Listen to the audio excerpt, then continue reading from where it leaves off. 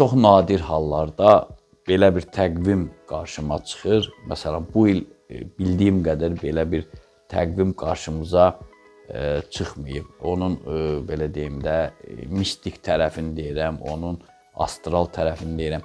Bugün sanki tale, həyat, kosmos, Allah Taala bizim qarşımıza özümüzü göstərən güzgünü qoyacaq. Bax, bugün biləcəyik ki, biz güclüyük yoxsa zəif. Bugün biz biləcəyik ki, pis adamıq yoxsa yaxşı adamıq. Bugün biz biləcəyik ki, sayılırıq yoxsa sayılmırıq, adam yerinə qoyulmuruq. Bugün düzdür, ona cəhd eləmək olar, amma bugün özümüzə, öz şuurumuzla, öz qarşımıza çıxan əlamətlərlə özümüzə qiymətin nə olduğunu görən bir gündür.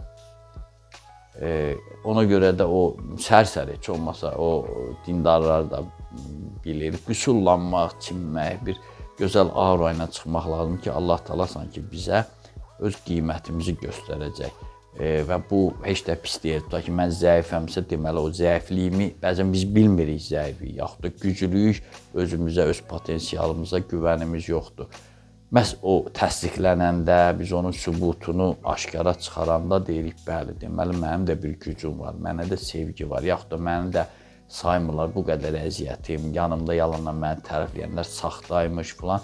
Bunların hamısı çıxanda ən azı sonraki mərhələ üçün tədbirli olmağa, yaxşıyıqsa sükanı belə saxlayıb bu tempdə davam eləmək, zəif isə o zəifliyi aradan qaldırmağa çalışmalıyıq. Bax, bugün, yəni bu il mən bilən 2025-də belə təqvim qarşıma çıxmayıb. Əvvəllər olurdu, bax, belə şeylər çox yaxşı şeylərdir. Bunun üçün Qədir gecəsini gözləməyə, yaxud da Novruz rituallarını, Ramazanın o möhtəşəmliyini gözləməyə ehtiyac yoxdur. Bax, hər gün, necə ki deyirlər, hər gün Aşura, hər yer Kərbəla dediyimiz kimi, bax, bu gün də bax, hər gün evdən çıxanda son günümüz kimi anlamalıyıq. Yəni mən Allah hər an məni yanına apara bilər. Mən nə etməliyəm bunun üçün? Bax, belə bir tapşırıqla evdən çıxsaq, həm təmkinimiz olar, həm aktivliyimiz olar, həm də nəticə.